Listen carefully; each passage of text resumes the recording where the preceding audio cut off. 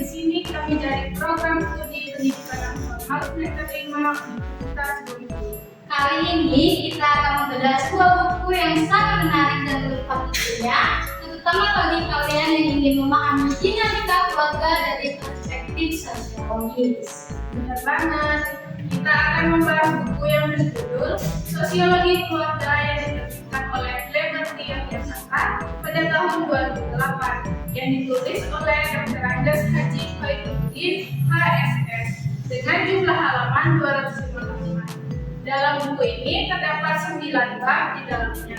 Buku ini membahas tuntas bagaimana keluarga sebagai institusi sosial memainkan peran penting dalam masyarakat. Mungkin langsung saja mau tanya nih sama Kak Husen. Menurutmu apa sih yang membuat buku ini begitu istimewa untuk kita baca? Jelas, buku ini istimewa karena menyajikan teori-teori sosiologi keluarga yang relevan dengan kondisi masyarakat di Indonesia. Khairuddin mengupas tuntas konsep-konsep seperti struktur keluarga, peran leader, hingga tantangan yang dihadapi keluarga modern. Aku juga suka bagaimana Khairuddin ini mengangkat beban keluarga tradisional ke keluarga modern. Dia membahas tentang urbanisasi, modernisasi, hingga globalisasi terhadap keluarga. Ya kan? Tepat sekali. Contohnya, ia menjelaskan bagaimana nilai-nilai kekeluargaan berubah akibat tekanan ekonomi dan budaya global. Tidak hanya itu, buku ini juga membahas konflik dalam keluarga, termasuk konflik antar generasi. Serta ada juga 3 tujuan sosialisasi dalam lingkungan keluarga, yaitu yang pertama adalah penguasaan diri, di mana masyarakat menuntut penguasaan diri pada anggota-anggotanya. Proses mengajar anak untuk menguasai diri ini dimulai pada waktu orang tua melatih anak untuk memelihara kebersihan dirinya.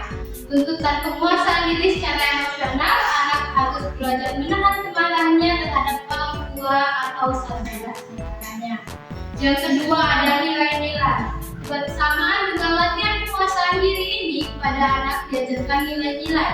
Penelitian menunjukkan bahwa nilai-nilai dasar dalam diri seseorang terbentuk pada usia 6 tahun. Penelitian juga menunjukkan bahwa keluarga memegang peranan terpenting dalam menanamkan nilai-nilai sejak dini.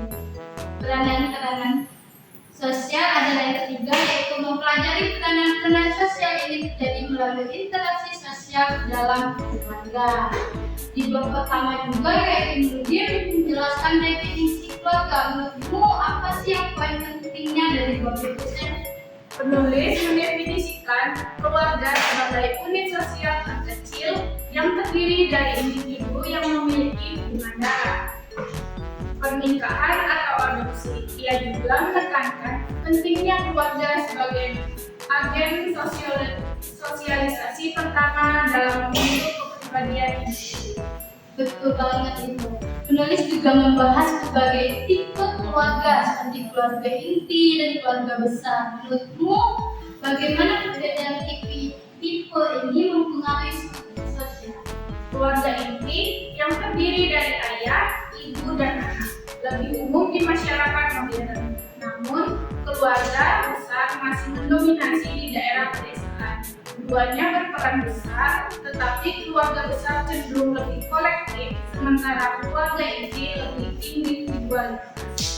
Oh, itu. Ada juga yang aku baca, tipe keluarga dalam masyarakat transplantasi, yaitu di mana terdapat 2 faktor penting yang berbeda dalam ketentuan dalam organisasi keluarga transplantasi. Pertama adalah cara untuk menentukan garis keturunan, apakah berdasarkan garis keturunan dari laki-laki atau wanita.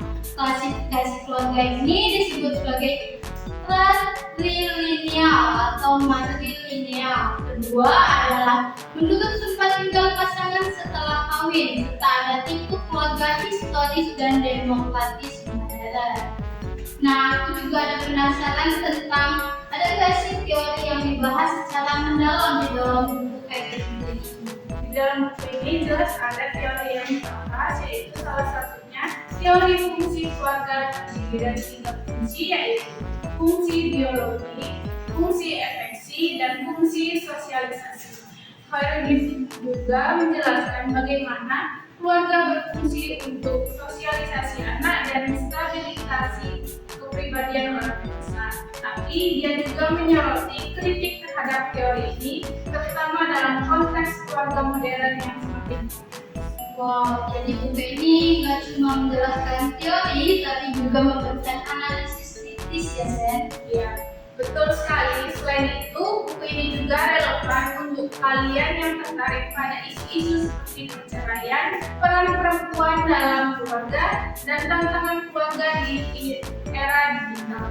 Serta kalian juga memahami awal mula sejarah awalnya terbentuk sebuah keluarga. Wah,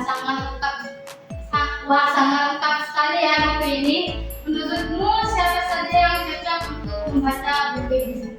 Menurutku, buku ini cocok untuk mahasiswa sosiologi, pekerja sosial, konselor keluarga, hingga masyarakat umum yang ingin memahami dinamika keluarga secara mendalam. Pertanyaan terakhir mungkin, Sen, apa pesan kamu setelah membaca buku ini? Pesan aku sih, buku ini sangat insightful karena Khairuddin berhasil menggabungkan teori-teori klasik dengan realitas keluarga saat masa kini. Aku jadi lebih memahami bahwa keluarga bukan sekedar unit kecil dalam masyarakat, tetapi juga cerminan dari perubahan sosial yang lebih besar. Setuju banget. Buat kalian yang tertarik untuk membaca topik mengenai keluarga dan sosiologi, buku sosiologi keluarga karya Khairuddin ini wajib untuk kalian baca. Betul, jangan lupa untuk terus belajar dan memperkaya wawasannya.